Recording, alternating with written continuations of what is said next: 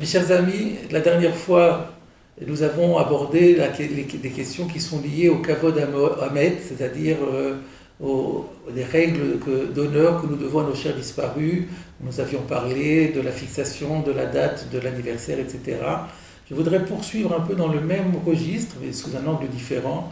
Je voudrais aborder avec vous aujourd'hui la question des cimetières dans lesquels sont enterrés nos morts.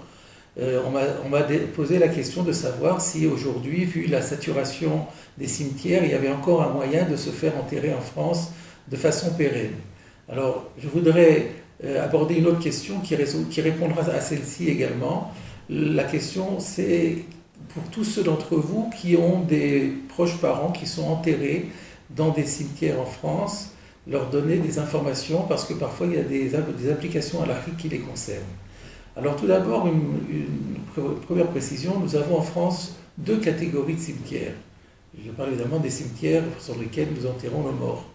Il y a tout d'abord des cimetières privés qui appartiennent à la communauté.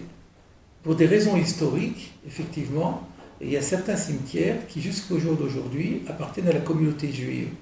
Et il est bien clair que dans ces cimetières-là, qui sont propriétés de la communauté juive, les sépultures sont pérennes, et les personnes qui y sont ensevelies le resteront jusqu'à la résurrection des morts, à moins qu'il y ait un événement tout à fait incroyable qui puisse se produire.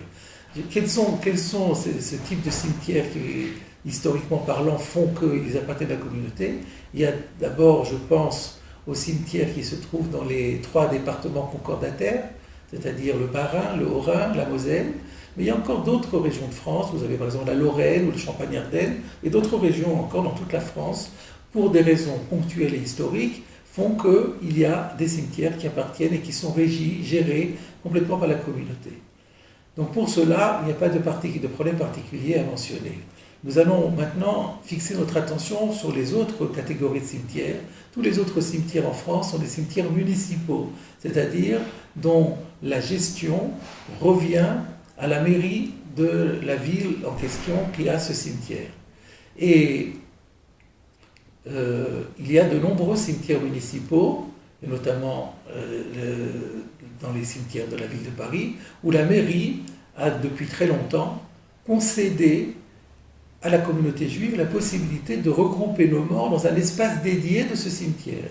On appelle ces espaces des carrés confessionnels. Et il faut savoir que ces carrés, et toutes les sépultures de manière générale qui se trouvent dans les cimetières municipaux, sont gérés par des lois et que ces lois sont réunies par ce qu'on appelle le Code général des collectivités territoriales. Et il est important de connaître un certain nombre de ces lois parce qu'elles vont avoir des implications à l'Afrique pour nous, comme vous allez le voir. Alors, le point que nous allons aborder en priorité est celui de la durée de la concession. On appelle concession la parcelle de terrain qui est mise à disposition pour enterrer notre mort. Il existe plusieurs catégories de durée, plusieurs durées plus exactement. On fait d'habitude choisir entre 10 ans, 30 ans, 50 ans, ou bien sans limite de durée, on appelle ça une concession perpétuelle. Alors il est vrai que dans certains cimetières, notamment en Île-de-France, on a plafonné aujourd'hui à 30 ou 50 ans, et on a cessé d'offrir des concessions perpétuelles compte tenu de la saturation des cimetières. Mais dans beaucoup de cimetières, ce n'est pas le cas, et notamment, c'est ce que beaucoup de gens ignorent, dans les cimetières de la ville de Paris, on a toujours la possibilité d'acquérir des concessions perpétuelles. Alors bien évidemment, il faut y mettre le prix.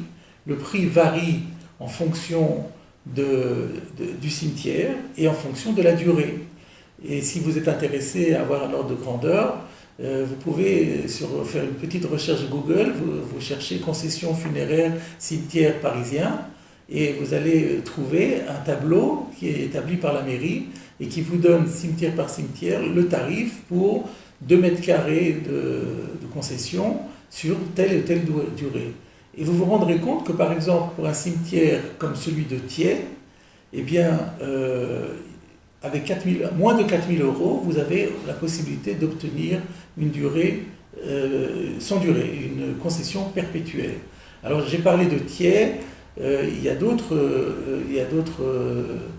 cimetières de ce type, comme par exemple Pantin, c'est exactement le même tarif, mais le problème c'est qu'à Pantin arrive à saturation Et donc on a beaucoup de mal à trouver, à avoir une place dans ce cimetière, alors qu'à Thiers, il y a de la place.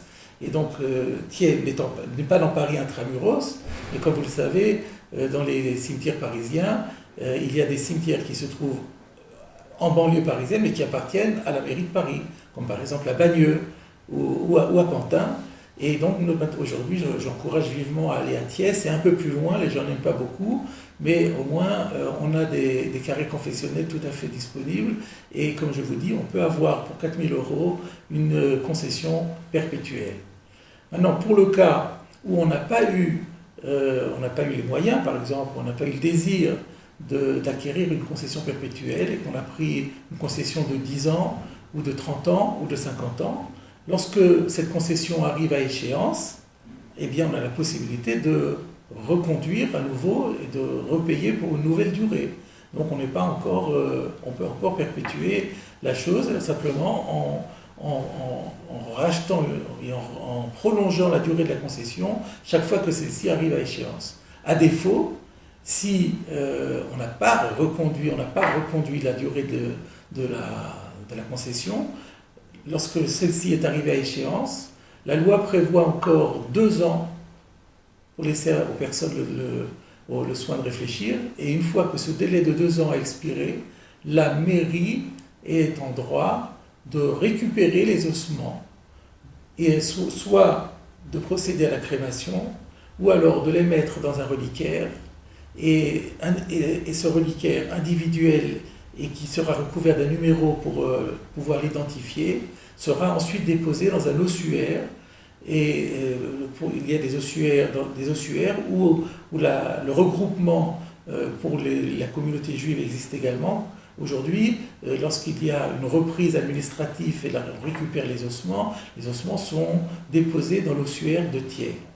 Et premier point très important sur lequel je voulais aujourd'hui insister, c'est que pour éviter un risque, au cas où on viendrait à cette situation de reprise administrative et où il y aurait une exhumation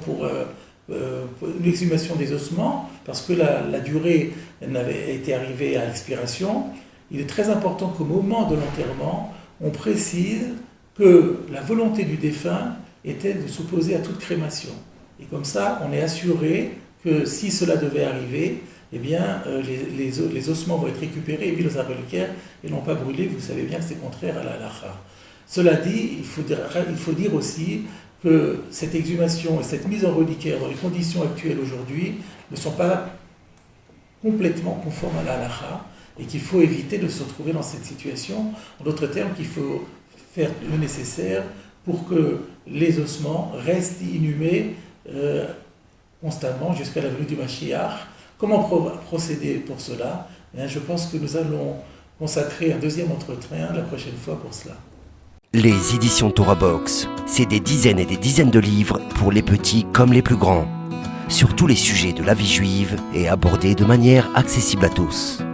Paracha, histoire pour les enfants, construction personnelle, couple, Shabbat, fête juive, biographie. Chaque mois, c'est 2 nouveaux livres édités, vendus au prix les moins chers du marché et livrés partout dans le monde. Il vous suffit de les commander sur le site Torah Box à tout moment, pour les offrir à votre communauté, à vos proches ou pour renforcer vos connaissances avant les fêtes. Les éditions Torah Box, des livres sur mesure pour vous.